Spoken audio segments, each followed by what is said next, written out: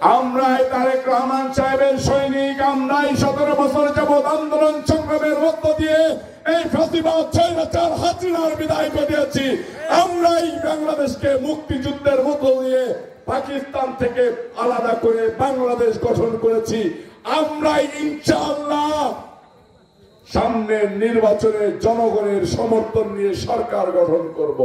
এটা আমরা প্রতিজ্ঞাবদ্ধ হয়েছেন। আপনারা ধানের শীষের খাদেম, আপনারা ধানের শীষকে জিতানোর জন্যই আপনাদেরকে এই ওয়ার্ডে মানুষ ভোট দিয়ে জয়যুক্ত করেছে। আপনাদের কাছে ধানের শীষ আমানত, এই আমানত রক্ষা করা আপনাদের নৈতিক দায়িত্বের ভিতরে পড়ে। মানুষ 18,000 মাখলুকাতের ভিতরে শ্রেষ্ঠ জীব। এই মানুষ পারে না এমন কোন জিনিস আছে?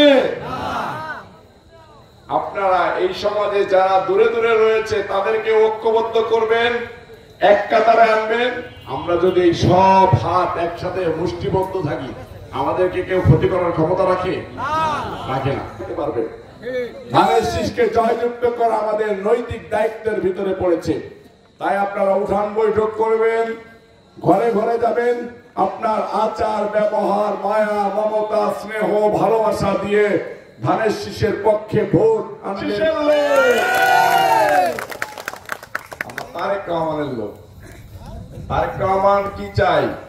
আমার সব ভাইরা, আমার সব নেতারা, আমার সব কর্মীরা আমি এক উঠানে দেখতে চাই। এটা তারেক রহমান সাহেবের চাওয়া। তাই আমি তারেক রহমান সাহেবের ক্ষুদ্র কর্মী হিসেবে নূর আলী ভাইয়ের মতো আমারও একই চাওয়া, আমরা সবাই এই বেরলবাসী একসাথে থাকতে চাই। এটা আমি নেতাদের কাছে আহ্বান জানাচ্ছি।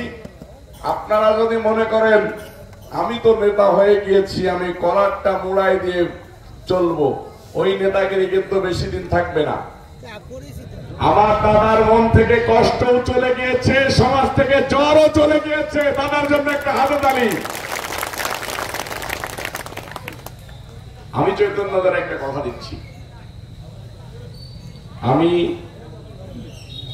এই ইউনিয়নের নেতৃবৃন্দের সাথে কথা বলে যত দ্রুত সম্ভব মাগুরা জেলা প্রশাসনের সাথে কথা বলে এই রাস্তাটা কিভাবে ইঞ্জিনিয়ারদের দ্রুত করা যায় সেই চেষ্টা করব।